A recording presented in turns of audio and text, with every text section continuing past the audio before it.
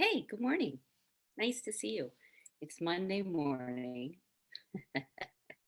which is always a little bit of a pain in the butt, isn't it? Although I had a busy weekend. I had a lot of appointments this weekend. And so today, hopefully, will be a little bit quieter. Anyways, why do you care? My name is Rita Hickman, and I'm a body mind expert and a shiatsu massage therapist. But my specialty is helping women in narcissistic and toxic relationships. I help them move forward, I help them heal from the past, I help them stop making the same choices that get them into difficult relationships in the first place. And I help them heal by giving them the space and the support and the love and the compassion and the understanding that they always needed, but they didn't get. So today we're talking about mothers, narcissistic mothers, to be exact. When you start looking at the topic of narcissism, almost all of the information that's out there is on narcissistic partners, spouses that you married that because most narcissists are male. But here's the interesting thing. Um, it seems like most of the damage that's done is done by mothers who are narcissists. I don't know if it's because they're the person that at the end of the day was always supposed to love you. All the books said that, all the everything said that. They're supposed to be wired to love you more than anything. And so it's almost like on some hand we can say, yeah, my father couldn't love me, and look at all these other narcissists who are in the world. So clearly it's more common. But when we start talking about narcissist mothers, there are a lot of secrets, a lot of things that women don't talk about. And this whole mother narcissism thing, when you're raised by someone who's supposed to be the person who protects you no matter what, no matter the situation, and they betray you in such a hard way, um, it's pretty devastating. And it's a devastating sort of pain and wound that ends up running like a thread through your whole life, no matter where you go or who you meet. And it tends to be something that you spend a big chunk of your life trying to sort out and heal. On the flip side, on the positive side, when you deal with something like that, it's a wonderful catalyst. It's a catalyst to help you really become the person that you're meant to be, despite the wounds, despite how you were raised. So it can be a great catalyst. But on the other hand, it's something that never quite goes away, especially because many women who are damaged or wounded most by narcissistic mothers, they they are compassionate people. They're caretakers. They're women who are empaths. They're more sensitive, and so usually they're the ones who end up taking care of their mothers when their mothers get older. Even if it tries to go someplace else, even if someone else starts, it inevitably falls apart because other people are not capable, they don't have the skills of really dealing with the narcissist. And you, because you've spent your whole life figuring this out, working it through, gnawing on it, going to therapy, self reflection, spiritual growth, personal healing, all self help books. You spent your life working on that. Now you find yourself the only one who really has the ability or the capability to care for your now aging narcissistic mother. I see it a lot. I see it a lot because no one else is willing to stand up, and you, as the compassionate empathic one who's already done some of their inner work, find themselves the only one left, the only one with enough care and compassion and ability to take care of a narcissistic mother. Yikes. Yikes. So, if you're looking at this, or if you're starting to look ahead and realize that your mother's getting sicker, that you're the one who will step up. If you find yourself in that position, here's some ways to think about it and some ways to cope, because the narcissism probably didn't go away. It didn't get healed. It didn't get fixed. So they're still working through the same issues, and um, not and still taking it out on you, still minimizing and belittling and criticizing and being critical. and pushing all those buttons from when you were a child. So, how do you cope? Coping mechanism number one is to get some support for you. Because you know what? No one really is capable.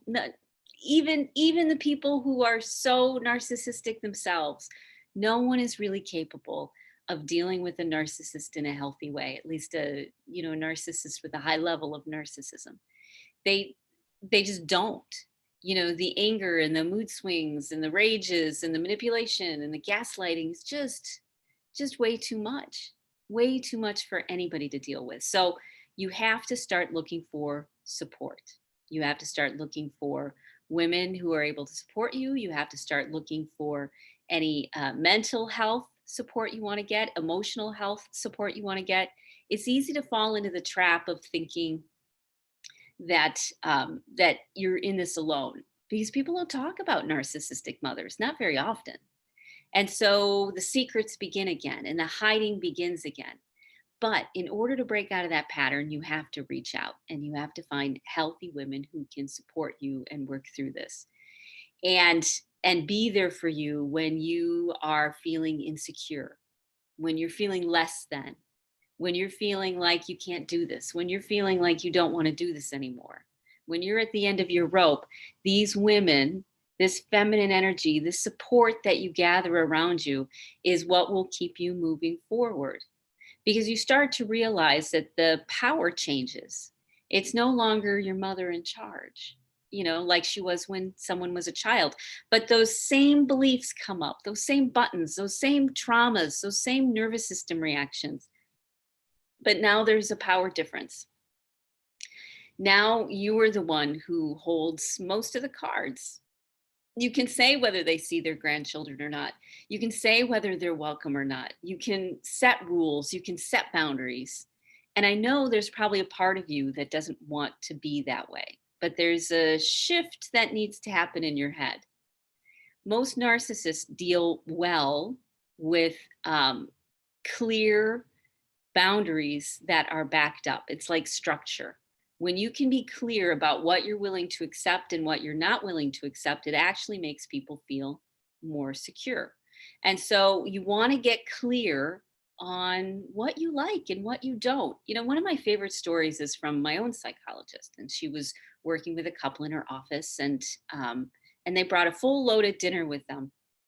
And she didn't like that. She didn't like the fact that this couple was taking advantage of the time by, eating dinner. Now, when someone works with me, I'll eat dinner with them. I'll be like, oh, you're bringing dinner? Bring some for me. And we'll all eat dinner together and have this wonderful conversation. So that's not an issue that I have, but it is an issue that she has. And so she set her boundary. She said, hey, this is not acceptable to me. This is what you can do about it. And why don't I see you later? She said, there's a park down the street. You can go eat dinner. I've got time later on, like at 8 o'clock. Why did you come back then? So she set clear boundaries. And when the couple came back, they were able to say, yeah, you know what? That was pretty rude. Now, narcissists don't necessarily have the ability to come back and say, yeah, that was pretty rude. But at their core, they are pretty insecure. And when someone demonstrates to them that they know who they are, what they want, what they'll accept, and what they won't accept, their energy changes. Now the narcissist changes how they treat them. Part of the reason that a mother behaves so badly towards her children, a narcissistic mother does, is because it gives her a sense of security. It gives her a sense of stability in some way, because she is in control. She's pushing buttons. She's making things happen, even if it's really negative. She's controlling the situation. And it comes from that sense of total insecurity, whether mental instability, emotional instability, whatever it may be. So when someone walks in the room with that confidence, with that knowingness of what's acceptable and what's not acceptable, it's interesting to see how a narcissist starts to behave differently because they feel more secure.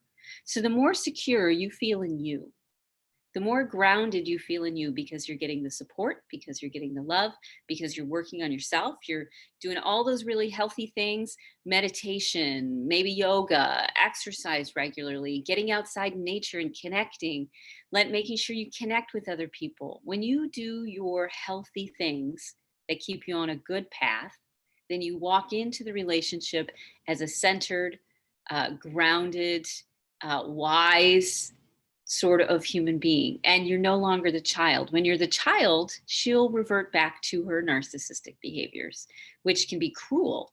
But when you're an adult, when you know who you are and what you want, they change how they treat you because suddenly you were the authority figure. You're the authority figure that needs to be pleased. You're not the prey that can be manipulated. So when your narcissist mother starts to get older, it's important to dig even deeper into getting the love and the support that you need, whether it's going regularly to get body work done or energy work done or developing a meditation space for yourself or making sure that you have quiet time on your own. You have to get very good at loving yourself because a narcissist mother will challenge you with that over and over and over. And on the flip side, that can be very good because when you're challenged to love yourself, then you're able to get through a lot of, you know, a lot of internal issues that you have. And she is one of the one of the biggest lessons you have to work through is finding the love and confidence that you have in yourself. And when that happens, you're able to walk into a situation and start directing it, and people treat you differently. You're no longer prey, you're no longer victim because you know that you are worthy. You know that you're valuable. You know that you're going to be okay, and you are. So, if you're feeling stuck, if all of this seems way too big, like finding friends and getting support and working on yourself, and now you've got this drama of a mother getting older and needing you to step up because nobody else will. You know, if you're in that situation and you're feeling stuck, reach out. We've got a wonderful, wonderful group of women that we're gathering a total of 40. When we get our 40 women, then the price is going to quadruple.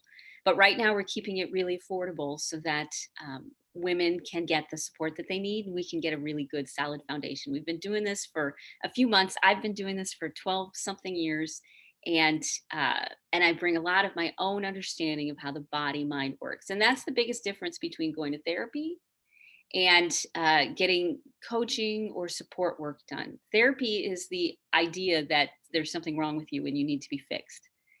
We come in with the idea that there's nothing wrong with you. You just haven't gotten the love and the support and the respect. You haven't gotten your needs met. And when you get your needs met, and when you finally get the experiences that you need of caring and love and having a voice and support for making good decisions and a community that's behind you and people who know what they're talking about, they're not going to call you crazy and you don't have to hide from them. When you find this safe oasis, when you find this safe space, you're able to become the woman that you want to become. You're able to cope with virtually anything because you are no longer alone. It's really a beautiful thing. We meet every week. We do the live streams every morning. We do monthly masterminds to, come up with the next few steps you need to take. We do stuff in between. I bring guests on. This is a full supportive sort of program. We've got a beautiful Facebook village of women who automatically know who you are and probably like you because they know exactly what you've been through, and they're on different parts of their path. They're on different areas of where they're going. So if you're interested, reach out. Only to 40, and we're getting there. So I hope you have a great rest of your day, and I'm looking forward to seeing you tomorrow. Okay, I'll talk to you later. Bye.